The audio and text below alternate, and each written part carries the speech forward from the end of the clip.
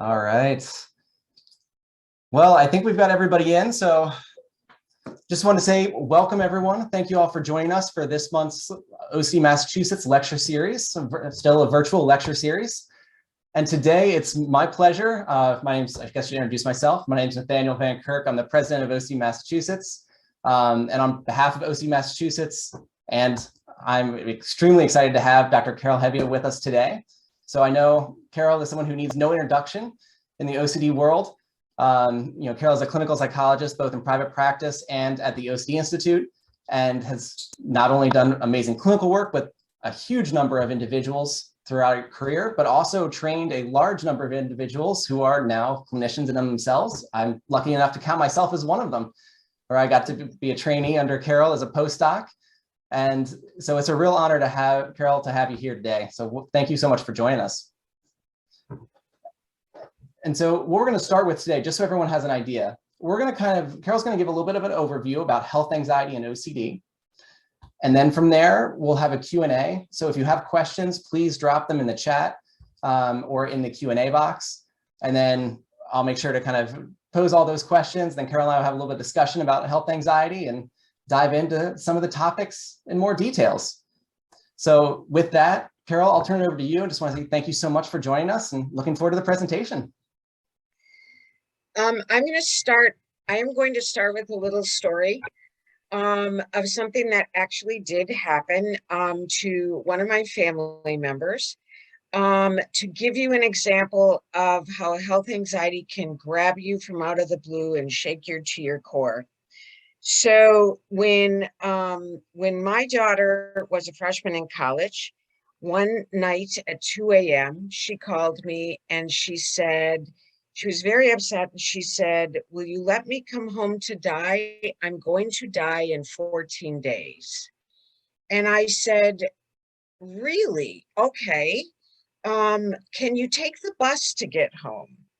And she laughed through her tears and she said, "Sure." And I said, "So what gives you 14 days to live?"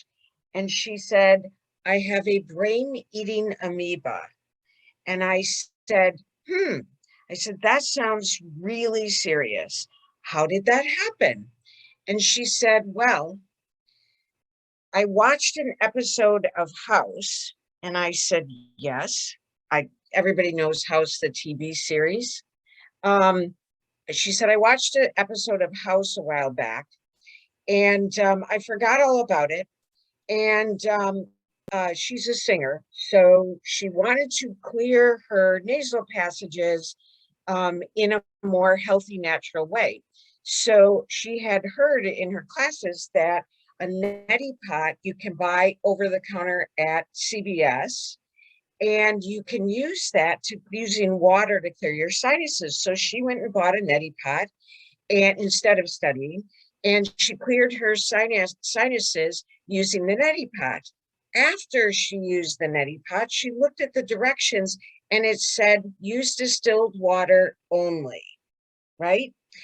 And then she read further, and what are the dangers of if you don't use distilled water? Well, you can get diseases. So then she looked online and started to Google, and that was how she figured out. She kept scrolling and scrolling and reading and reading. And after she had read several things, she decided that she diagnosed herself as having a brain-eating amoeba and that she was going to die in 14 days. I said, "Okay." I said, "Do you have any symptoms now?" And she said, "No." And I said, "Well, how about you go to class for a couple of days, and then when the symptoms start to hit, maybe if you're lucky, I'll even drive down and pick you up and then bring you back home to die." And so she said, "Okay."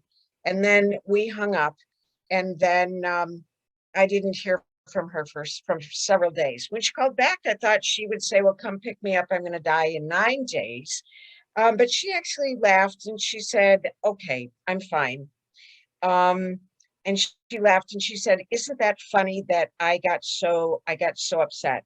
And I said, "Yeah, that happens sometimes." And with that, we will start our talk. Everyone, before I start with this, everyone has health anxiety. Everyone. Nathaniel has it, I have it, you all have it, but we have it usually at particular times, especially if we're worried that something more serious is happening. And the more serious we think the issue is, usually the more anxious we get until we figure out what it is and we make a plan, and then we get less anxious. But what we found, even like in the last 15 years, is that health anxiety is actually an OCD symptom cluster. Now you can have health anxiety and not OCD, where once in a while you get really anxious, such as my daughter. But you can also have OCD health anxiety, which is a more extreme version of regular health anxiety that you can start to obsess. And I'm assuming we have many consumers in the audience, that you start to obsess about health issues, and it becomes difficult to let go and to go through your day. So for the here on the screen, I listed some categories that people often worry about. You start to worry that the doctor may have misdiagnosed you and you will get the incorrect treatment or the incorrect medicine. And so you may call repeatedly saying, I'm not sure we have the right thing, and try to go back in to explain to the doctor to diagnose you with what you think you have versus what you have. Another common obsession is you feel certain that there is something wrong with you, and the doctor keeps insisting to you that everything is normal. Every time he or she checks, everything is normal, and they try to send you on your way with no recommendations other than to go back to work and to live your life, and you are sure something catastrophic is happening. Another symptom cluster group is you have pain that can't be explained by as a physical problem. It can be headaches, it can be back pain, it can be a mysterious pain in your side or in your chest or in your throat that continues to plague you week after week after week. And when you get anxious, it gets worse. The doctor keeps insisting to you that it's anxiety, but you feel certain that it's something else. You may obsess about medication side effects or interactions between medicines. Something I will come back to a little bit later, but think about it. When you go to get your prescriptions at the pharmacy, you know how on the white bag, they have stapled this pages and pages of information about the medication and the chemical composition and the side effects and what drugs to not take when you're taking this drug. I wish I could see all of you. So just think about it. Are you one of those people who reads about all the side effects to prepare so you can notice if you're getting a side effect? Probably many of you do. Why? In part, it started because we've been taught to be good consumers about our medical care, to be active participants in helping the doctor treat us for medical problems. So you start out by doing the right thing. But then what starts to happen is the moment you start reading the side effects, you will start to experience most of the side effects that you just read about. Another is you have a chronic medical condition. You're to manage it because of very, very high anxiety and perhaps excessive checking. Or for example, you're so worried you're going to drink too much water that you don't drink enough water. That's another example. Health anxiety rituals. They are special and worth talking about because they're slightly, even though they fall under the categories of checking and reassurance seeking, they look slightly different. And on the surface, it looks like you're being that good consumer I was talking about. Number one foremost now in this decade is internet researching. Again, I wish I could say raise of hands of who does that. So when you have a physical symptom or when you have a diagnosis, you look on the internet and you look at primary source articles. You look at WebMD. You look at the Mayo Clinic website. My daughter says, she's a very funny young woman. She said, if you scroll down far enough on WebMD, you go to any symptom, you put it up on the screen, and it always starts out with something pretty benign. You have a runny nose, right? You may have a cold, right? You scroll down a little bit farther, and pretty soon it leads to cancer. Or she says, if you scroll down far enough, it always leads to death. So why would you look at that? It is going to make you anxious. But looking on the internet, think about it. We go on the internet to look up health issues, one, to figure out what to do, but also to lower our anxiety and to let us know it's not as scary as we think it is. We get anxious. We start to look on the internet thinking it's going to make us less anxious. And what does it do? It makes us more anxious because there's more to figure out. People tell me they spend hours. Somebody will call me and they're struggling. They say, I'm stuck. I've been on the internet for 5 hours nonstop, sobbing because I feel like this is getting worse and worse. Another ritual is calling. You know, there is a downside to the patient gateway, the patient gateway forms where you can send your doctor an email or they can email you. If you have health anxiety, that is temptation to ritualize because you can ask questions over and over and over again. And really, as a concerned ethical doctor, they need to be responding to that, especially if they don't know you have health anxiety. So they keep providing you with reassurance and you're going down the rabbit hole. You could go and visit your doctor. How many times do you go visit your primary care doctor in a week, in a month? If it is many, many times and you usually don't have a lot of medical issues, maybe you're going a little bit too much. Even more traumatic is if you feel you're dying, you often feel like you have to go to the ER. And remember, if you think you're dying, you are going to be somewhat uptight. You go to the ER, they will check you out every time. They will probably do something like an EKG until they get to know you. And they will tell you, this is your anxiety. You're having an anxiety attack. You feel better. You feel dramatically better. You go home, you're so relieved. And 3 days later, you feel like you have to go to the emergency room again. That does become pricey if you take an ambulance instead of an Uber. But you do get checked out if you take the ambulance.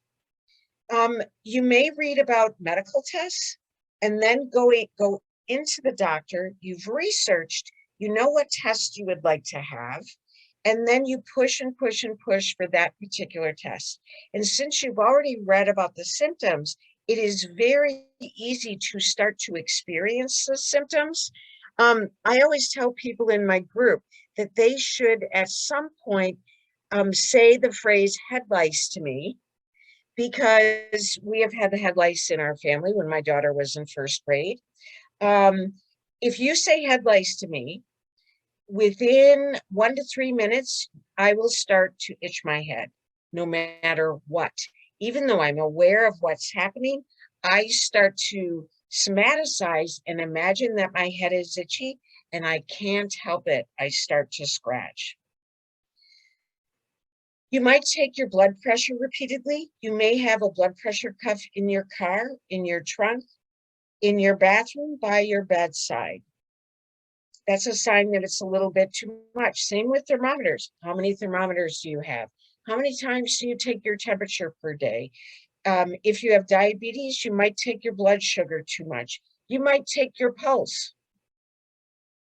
If you're worried something is wrong and you take your pulse, most likely Your pulse is going to increase.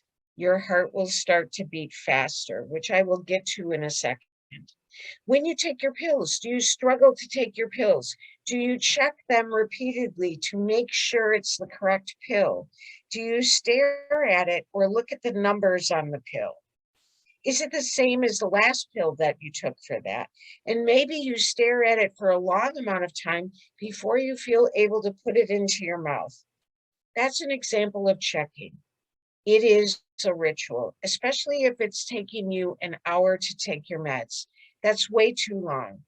Sometimes I've had people who are worried, for example, about breast cancer, and they are palpating or pushing on their breasts or on the body where they think there is a lump excessively, sometimes to the point of bruising themselves. And when you bruise yourself, it can get kind of hard. And then you go, oh, I have a lump. And then you're back to the doctor. The other thing can be what is more commonplace, reassurance seeking, talking excessively about the illness to other people around you, over explaining, over clarifying. And as you do the internet research, also a ritual, you start to become an expert about trivia about that illness. Think about how we have all indulged, all of us have indulged with COVID in that way of coping. COVID has made us all so anxious. We are all reading about it, talking about it, seeing what Dr. Fauci says, and then analyzing it and then arguing with our friends or family. But I think in doing so, by talking that much about it, we're making ourselves more anxious. Hypervigilance, I'll come back to in a little bit, but that again is checking the blood pressure, taking your pulse, watching when your stomach flip-flops.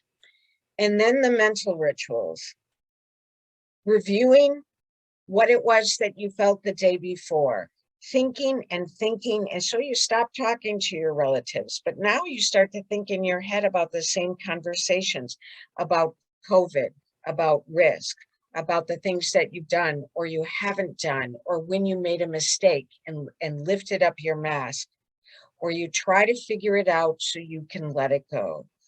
Those are all ritualistic behaviors that are going to make you more anxious.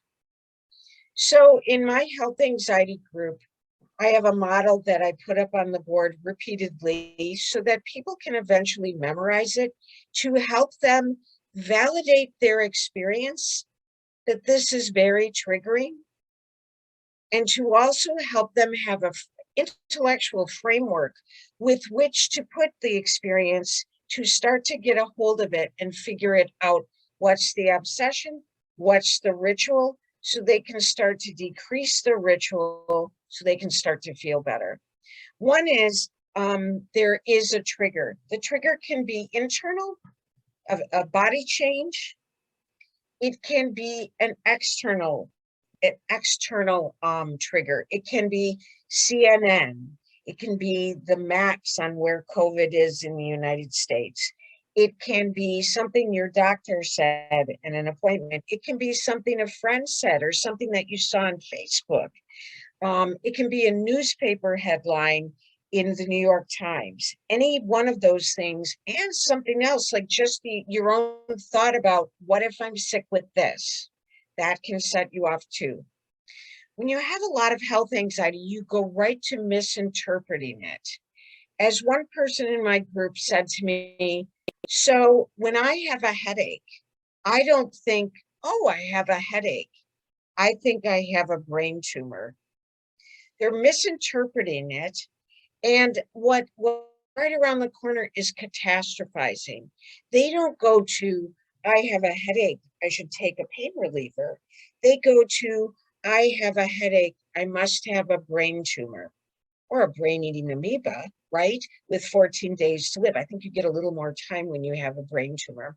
But anyway, it still is very anxiety provoking and it feels very bad. Usually catastrophizing either has to do with death or it has to do with chronic pain or a chronic disease. That's kind of where that falls. If you think these things are actually happening, you betcha you are going to get more anxious.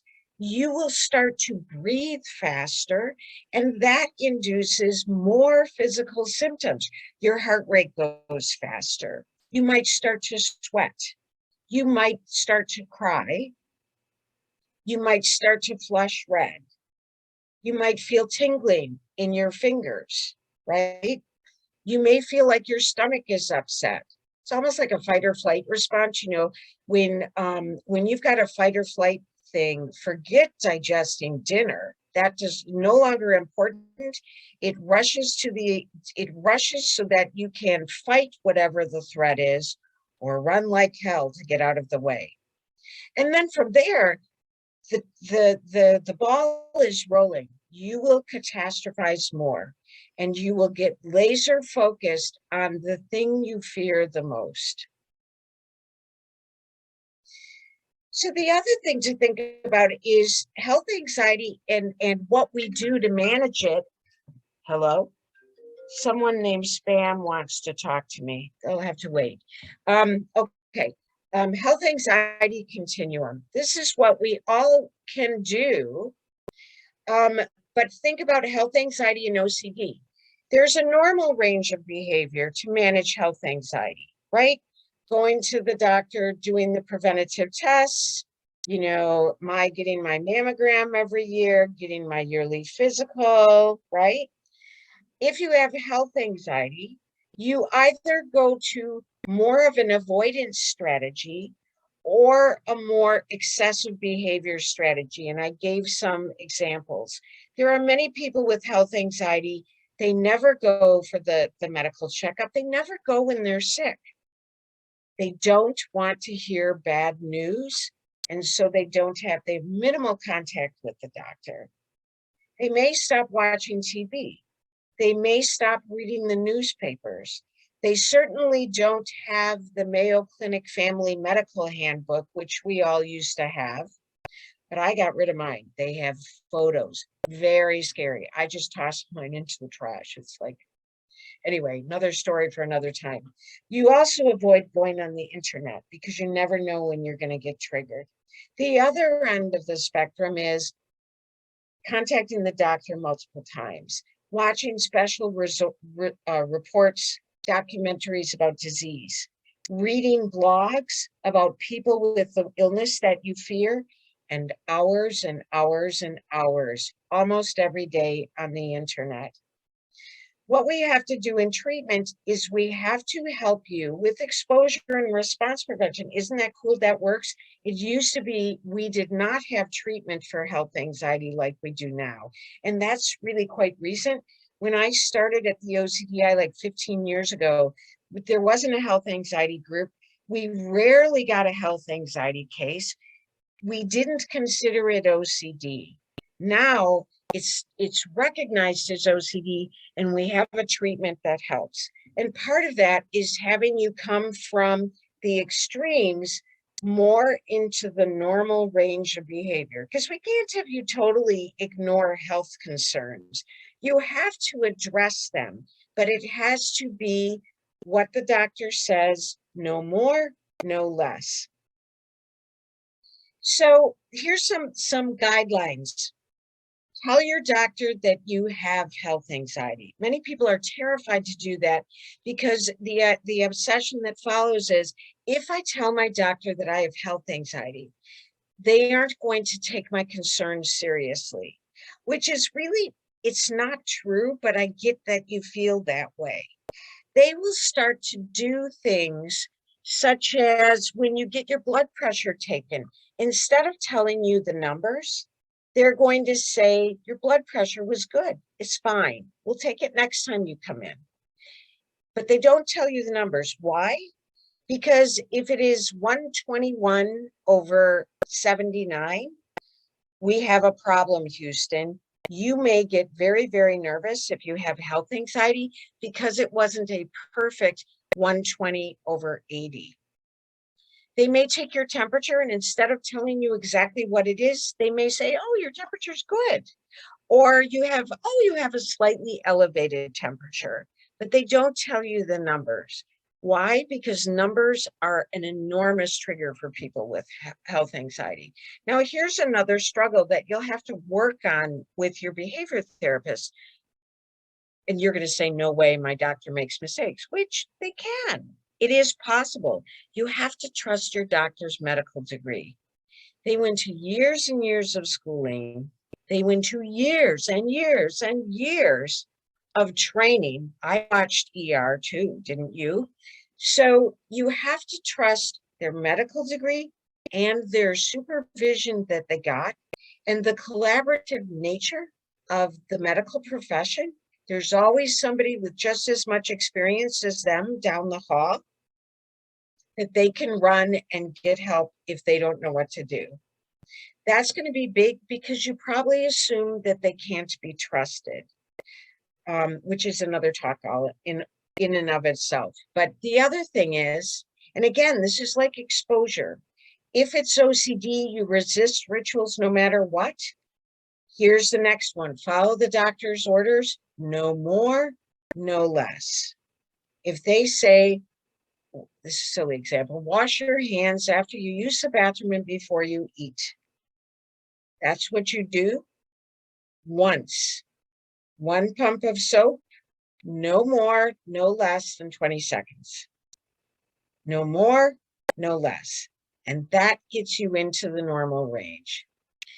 The one thing not to trust that most of you do is you trust your medical degree that you got from What's the Matter You. Now, I'm teasing you just a smidge.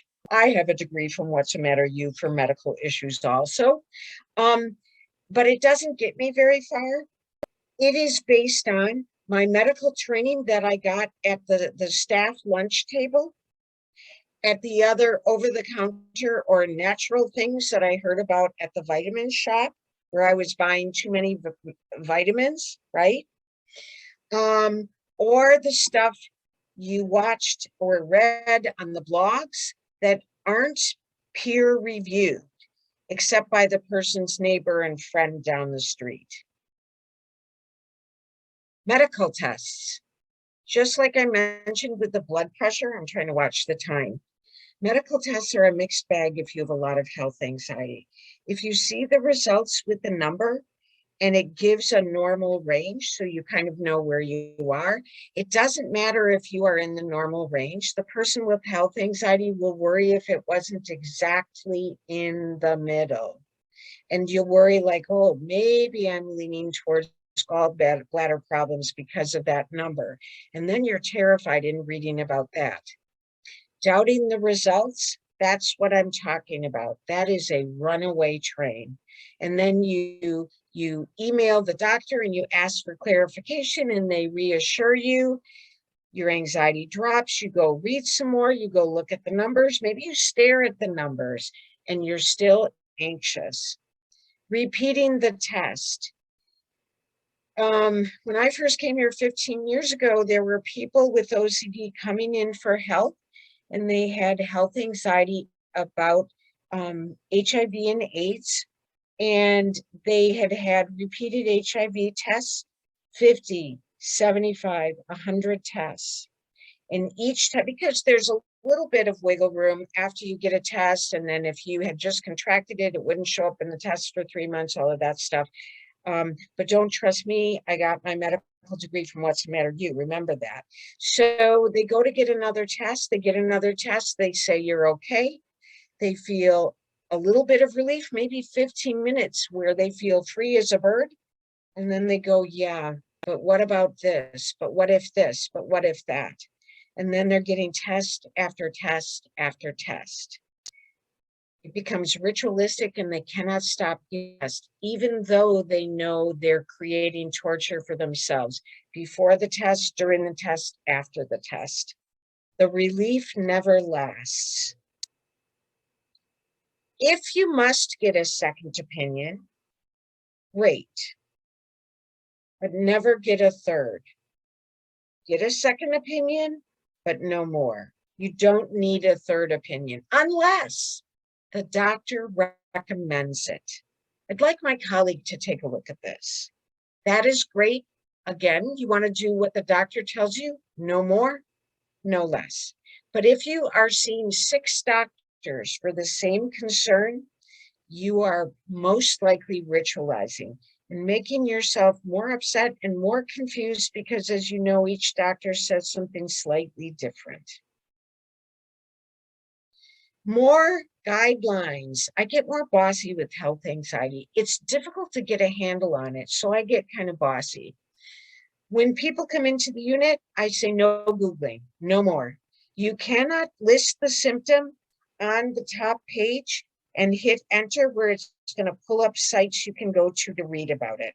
That is a nightmare because it is a ritual. It is going to make you crazy anxious. Do not, for a time, I'm hoping this generates questions with people objecting. Do not read the medicine information handouts stapled to your bag of meds for a while and just see what happens. And then people worry about, they go, but what if there's a side effect and then I miss it? If there's a side effect and you missed it, that means it wasn't a side effect. It wasn't happening with you. Many of you are like me with the head lice. If you read the side effect, you will develop those symptoms. A lot of them are dizziness, rapid heartbeat, which all can be just plain old anxiety. When you are with friends, talk about other things and try to decrease the time spent talking about health symptoms.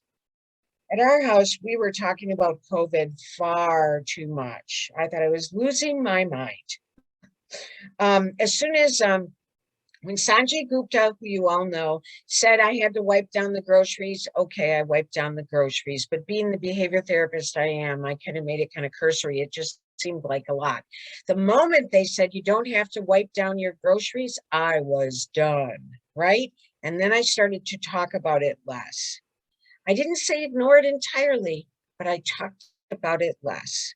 And again, my mantra to you is do what the doctor says, no more, no less. The doctor tells you this is the prescribed dosage to take. Do not monkey with the meds. Do not increase it. Do not decrease it until you've checked in with your doctor.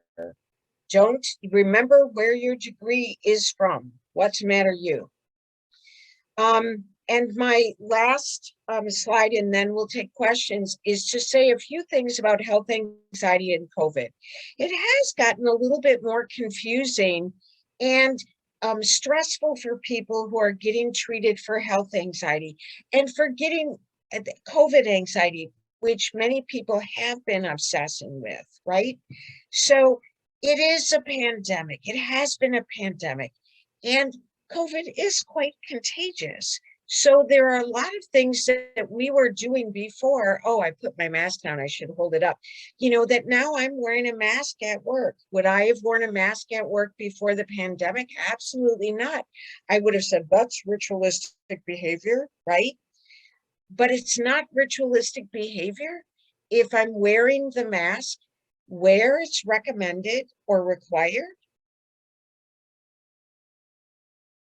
No more, no less.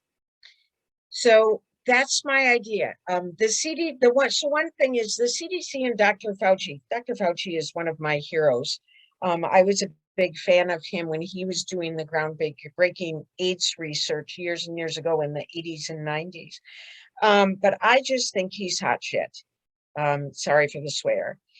But their knowledge is evolving. They're just learning about this. They've had 2 years. Their recommendations are changing over time because they don't have all of the knowledge. They prefer to get all of the research done first and then make recommendations. But because it's been a pandemic and a crisis, a health crisis for us all, they have made recommendations and then the recommendations have evolved.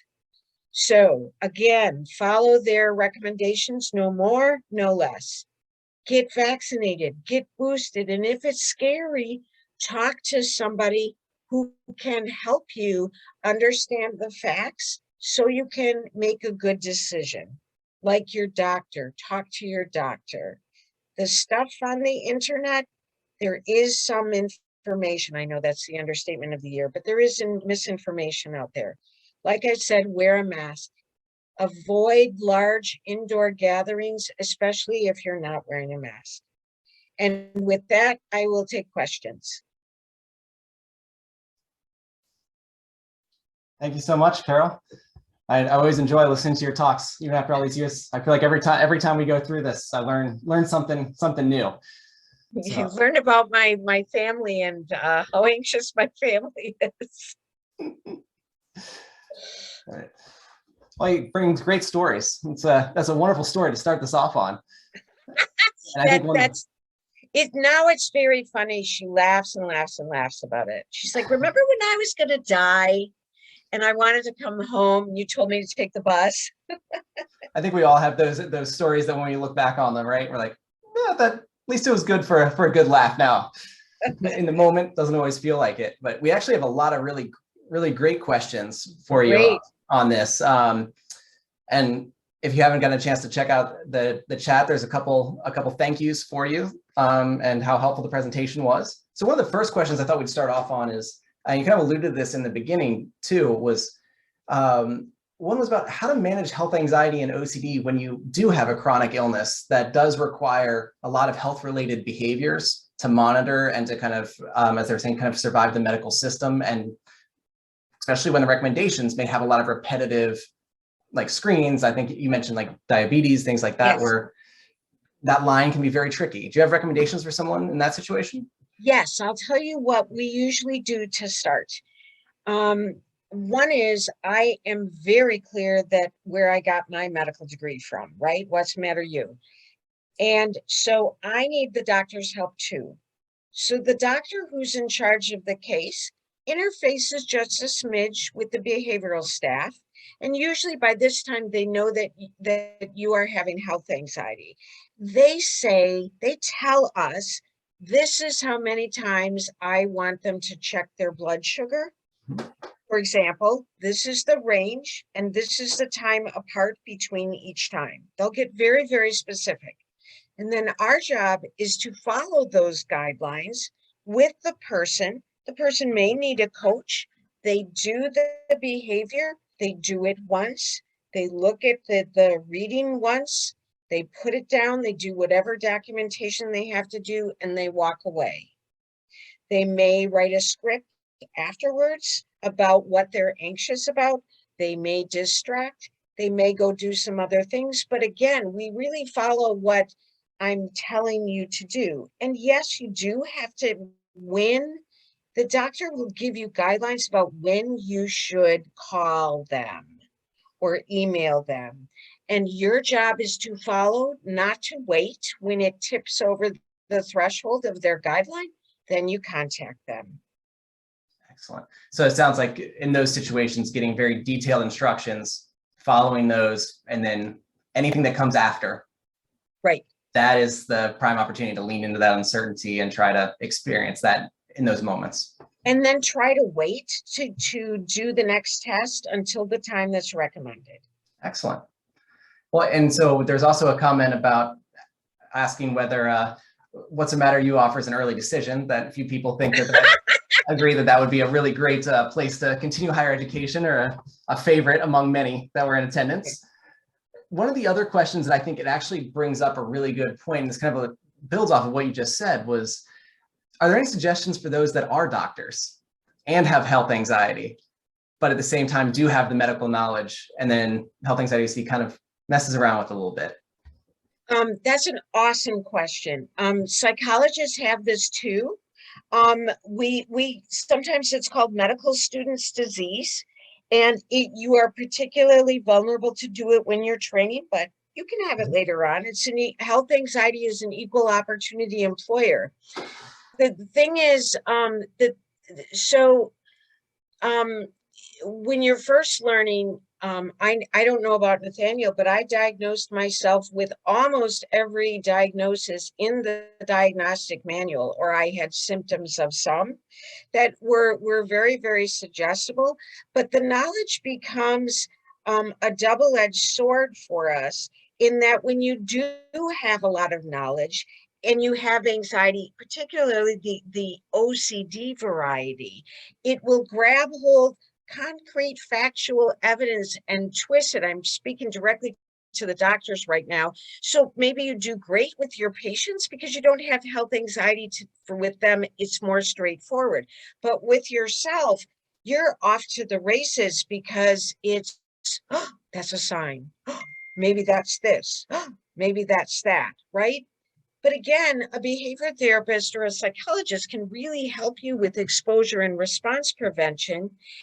It's that we can use your facts for your scripts and say, even though, and then to trigger yourself or lean in and say, well, this may be a symptom. I'm not going to go get checked out for it until XYZ. Again, that except it's an imaginary threshold, right? Where you have to have more of the symptoms, not just one. Yes. Right? And just because you have access to the medical tests and you have a friend who might be able to recommend it, you have to be willing to check in with your coaches and significant others and behavior therapists to resist, just the same as we're asking other people with health anxiety. So it looks trickier, but we can help. And in some ways, it sounds like kind of comes to that like giving up the control piece, right? So when you have the knowledge, you almost have to check your own knowledge at the door a little bit and say, all right, I'm here for a reason. This is your specialty. I'm going to let you handle it. You tell me what to do. Yes. And I like the example too, what you're talking about WebMD. If you scroll down far enough. Yes. Oh my God, it's true. Yep. Go try it. I think that's true with any profession. And you mentioned kind of that experience. I remember coming in, having my own experiences with OCD coming in. And one of the advice I got when I started grad school is, remember, especially with something like that, you can make anything fit it if you look hard enough. And I feel like that same process comes up with health anxiety. You can make almost anything fit the worst case scenario if you look hard enough. And so one of the other ones that have, and this kind of goes to similarly to that, is a lot of people have reported some difficulty knowing when something needs medical attention and when it should be looked at or evaluated or not. Especially even when actual symptoms emerge. Like you said, there's kind of that push-pull of like, I don't want the answer, but I do. But I want the answer more when I don't have symptoms yet, kind of preemptively. But when do you draw that line and when you need to be evaluated? Right. That's great. That's like a talk in and of itself. And my group with health anxiety, like we spend a lot of time on that because that's really, because people are like, I'm on board to resist rituals. And usually cutting down on Googling, it helps a lot and they do it quickly. People are really motivated. That said, when is it bad enough that you should go, right? And number one, again, listen to what your doctor may have said before. Watch the pain. Does the pain get worse? Does it die away? Have you ever, like in the evening, you go, oh my God, I'm getting a sore throat. I think I'm getting a sore throat. I think I'm getting a cold, right? And it feels like I got one for sure. And then you wake up in the morning and it's gone, right? That happens all the time. So the idea is, if it's late at night, can you sleep on it and see how it is in the morning? If you are all stuffed up, or well, now with the COVID, it's a little bit different. You might need a COVID test, but you can wait and sleep on it and it will be okay. I have had people like think maybe they had an infection, like an infection on their finger with like a little cut, and they wait a day, and then the next day it is very clear that they need an antibiotic and they have to go. But the people who waited, till the next day, they're like, yeah, but this was really good for me to wait, in that I realized, okay, that wasn't great that I waited, but I survived. My finger didn't fall off. And I think part of that, I know one that you and I have talked a little bit about, is the idea of also drawing that, knowing like, what does your health anxiety tend to push you towards, right? Yes. It's like, if it pushes you to like want to ignore all of it and avoid any information around it, then that kind of gives you a little metric where you might need to go if you have something that is consistent, even when you don't want to, because if you don't want the answer, versus if you're going a lot to want to get that certainty. then you have to find that metric. And I think that's always a tricky line. But I like the idea of like waiting on it, making that decision, and then following whatever the doctor says one way or the other. There was actually a great question about that someone put up there about they actually, for their primary care physician is technically a concierge doctor, and they know about the health anxiety. And so they've had the discussion. The question is like, in those type of instances, and I think this is really relevant too, now that you have telehealth on demand, and the access has increased so much, is that in those instances, is something like that doing a disservice by fueling the OCD? If they know that, if you maybe have already told them that you have OCD, is having that option a disservice, or is it more about the discussion that you have with the physician? The option to have more contact with them. Just to have like essentially having the option to have contact whenever you want it, should you ask for it. Okay. What I would say is it depends. I always say it depends. It depends on how you use it. So it's not the end of the world. If you are, again, if you're struggling with a lot of health anxiety, a behavior therapist can really help you get on track. Many doctors, and I'm sure the concierge can do the same thing, what we do is we spread out the appointments when they're going too much. So collaboratively, the behavior therapist and the client and the doctor say, okay, your exposure is to only come in and see me once every 8 weeks, and try to save up your concerns for that 8 weeks, because you were going 2 and 3 times a week. Most likely, remember the concierge, even though, it's a different type of doctor service, they really want to do best by you. And so if you say, I'm going too much, I don't want to be getting reassurance from you. And remember, he or she has to give you reassurance about some things, that they can't tell you have a problem that you don't have and then say, just kidding. That would be bad and sad. But they can agree with you that you're going to try and make it those 8 weeks. Usually people say, yeah, but what if I end up with an earache at 4 weeks? If you have an earache at 4 weeks, you go to the doctor. The difference there is that most likely when you actually have a medical problem, you are more likely to be certain about it and know you need to go. Isn't that funny? So when people have health anxiety about something they don't have, and then they get a serious diagnosis, they often do beautifully with the serious diagnosis. They do everything they're supposed to do. They take care of themselves. They do everything. And then when it's resolved, they go back to worrying about the original worry. Why did they do so well?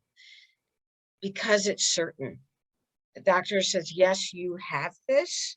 You need to take this medication. We need to do this. We need to blah, blah, blah, blah, blah. To you, it's very cut and dry, and you actually manage it and have less anxiety about it. The real problem, you have less anxiety about it than you do about the problem you don't have. Yeah, and I think that gets back to that idea that we've talked in a number of a number of these lectures about. Sometimes OCD wants that certainty, right? One way or another, it doesn't care. Even if the worst is true, it just wants to know. But you spend so much time doing with it, it kind of overshadows all the other stuff. Yeah. And actually, so I know we'll have about 5 minutes left. Okay. And we just got a whole string of questions. So I'm going to get through, for those of you in the audience, I'm going to get through as many of them as possible and try to combine a few of them here. So one of the ones that's come up in a couple different formats is, any recommendations for how to support family members, loved ones, or significant others who are struggling with health anxiety? And I think you gave a great example of that at the beginning. Do you have recommendations for those that have a loved one that has health anxiety and how best to support them? That is an awesome question. One is if there is a support group for family members of people with OCD, which we have one here with OCD Massachusetts, I believe. We have one now?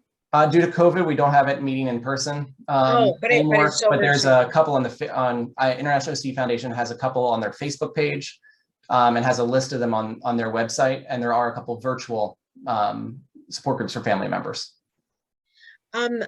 one thing is, as you learn about things with your therapist, you can share them with your family members about how they can be supportive. And here you get to be bossy.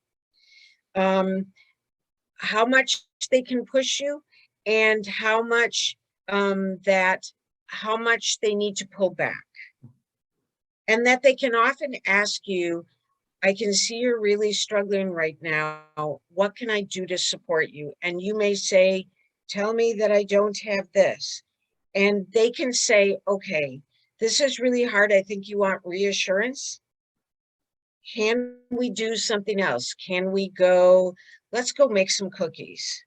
You know, that there's different things that they can be learning with you to help you, that they can cut down on talking about it and how to do it in a way that doesn't end up with the family fighting.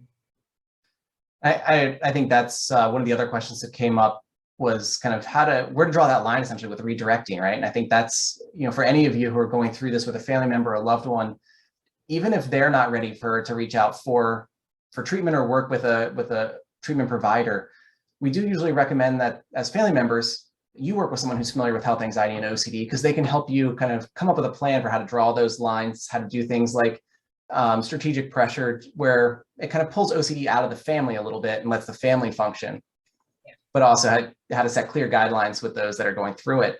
Because you're right, I think with health anxiety, right, it could take over everything and you can spend your entire life redirecting it. Yeah. That can also cause its own set of problems. So sometimes having that discussion with them too and ahead of time before you're redirecting, I found is always helpful too, saying, I'm not going to answer these type of questions starting now. So one of the other ones that came up, and I think this is a great, just quick question, was what's the difference between health anxiety, OCD, and hypochondriasis? And I know more recently they kind of got rid of hypochondriasis, got replaced with illness anxiety disorder. And I think in that area, there's been a lot of confusion because they kind of get thrown around interchangeably these days. They do. For many of the people who would have been diagnosed with hypochondriasis in the past, and Nathaniel, you can correct me, you're more of the diagnosis expert than I am, but that was a diagnosis that was used more for health anxiety in the past. Now that we discovered that it really fits quite nicely into an OCD model, and often people also have other symptoms that are OCD, so it fits better conceptually. Less people, I think, are getting diagnosed with that, and more are with the OCD. Hypochondriasis also had a little bit more of a pejorative label in the community, like it's like, oh, you're hypochondriacal, and so really it wasn't. People felt demoralized when they got that diagnosis, which is the opposite of what we want for people.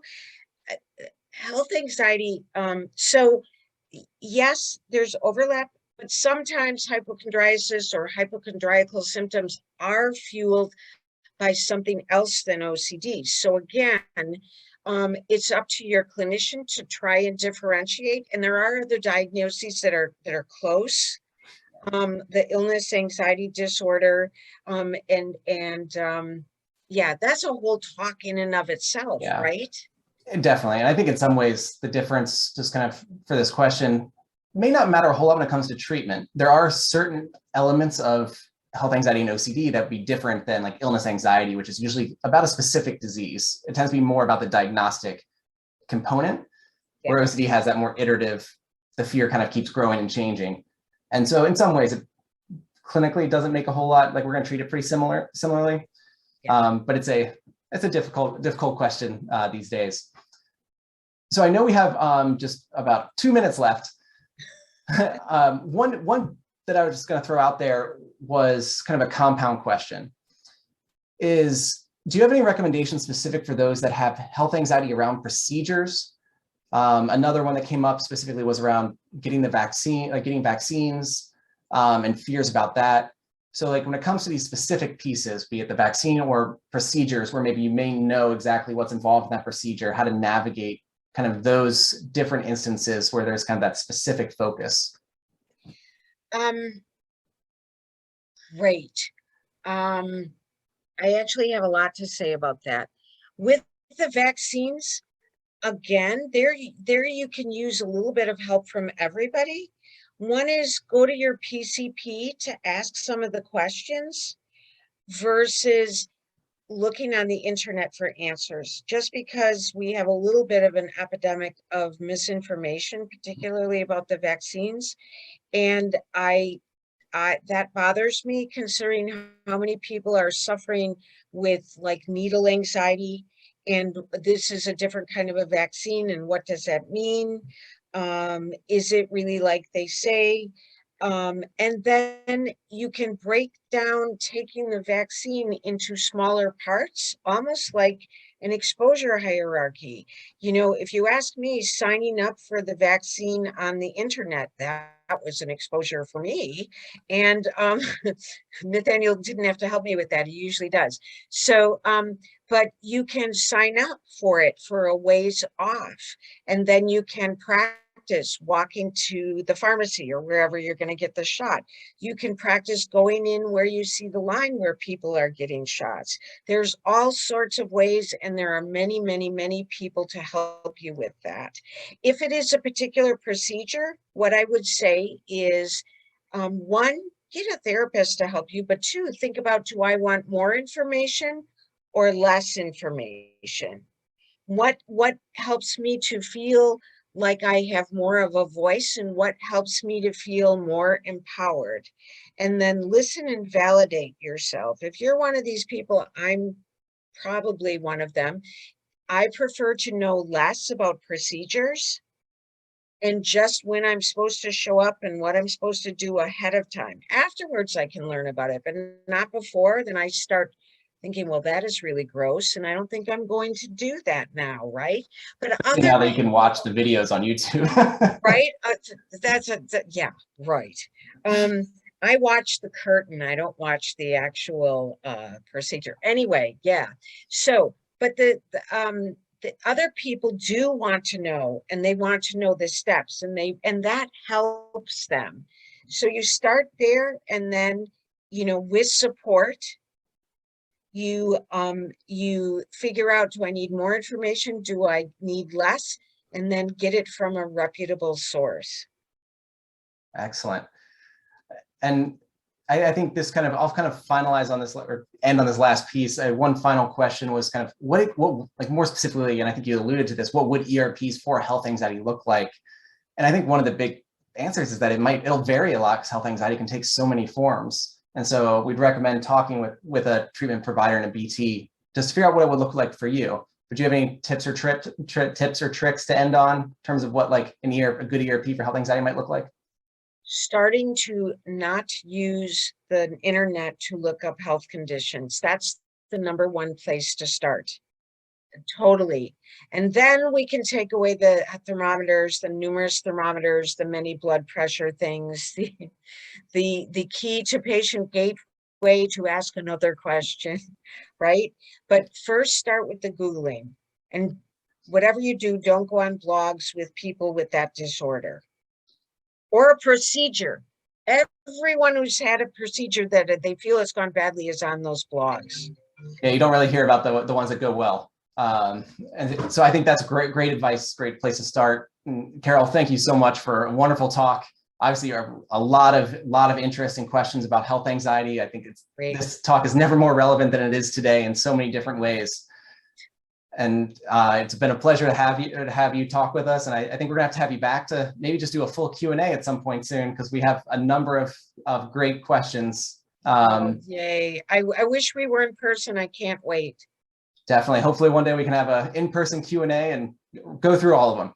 But okay. Thank you so much for joining us. It's a pleasure. Okay. And thank you all for joining us for this evening's talk, and hope to see you next month. Bye. Take care, everyone.